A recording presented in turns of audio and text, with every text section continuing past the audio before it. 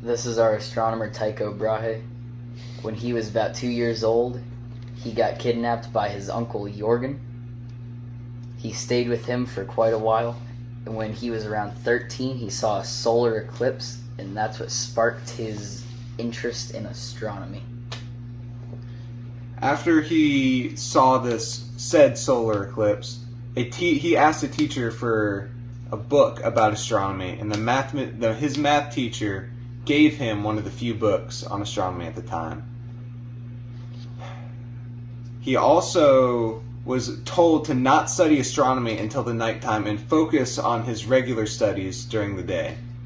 This would lead him... I don't really know why that would affect him at all in astronomy, but it did, I guess so. His uncle, however, dies protecting the king once Tycho is a little older. Due to this, he gets the island Hven. This is where he builds his observatory and makes all of his discoveries. Yeah. His laboratory Uraniborg was part underground, and that is where he invented his sextant and used a compass to further his studies.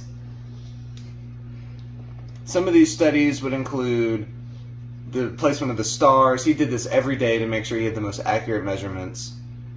This is how, when he saw a supernova, he knew that things past the celestial bodies could move and make changes. This was a very important discovery at the time because no one had thought that anything past those celestial bodies could possibly move.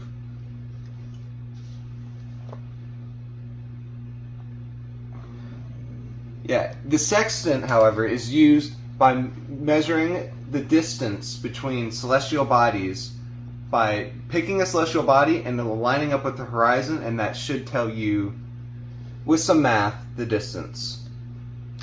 This quadrant, which is his other invention, was used by also a celestial body, and it could tell you what latitude you were at.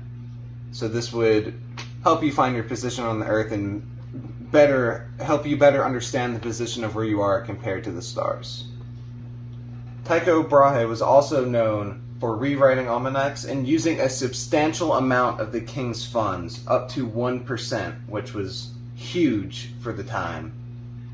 He made lots of studies with his sister. She helped him with every single one of his studies, helped write down all of his information. Yeah, he also had a student, Kepler. After his sister, he had Kepler work for him.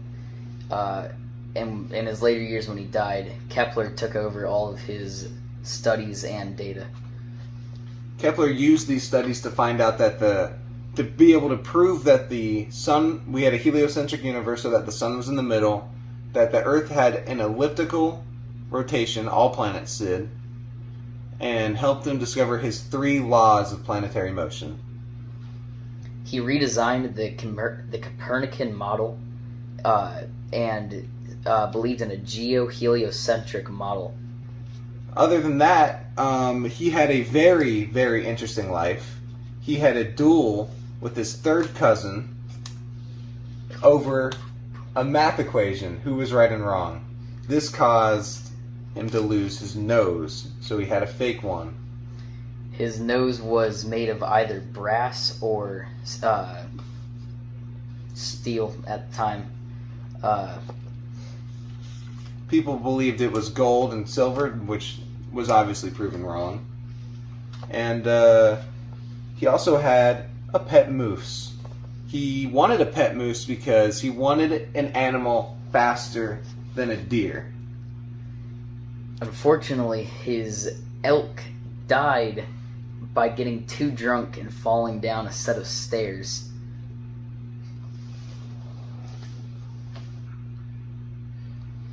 Tycho Brahe was believed to have been killed by courtesy. He did not want to leave the room before the king, even though he really, really, really had to use the bathroom.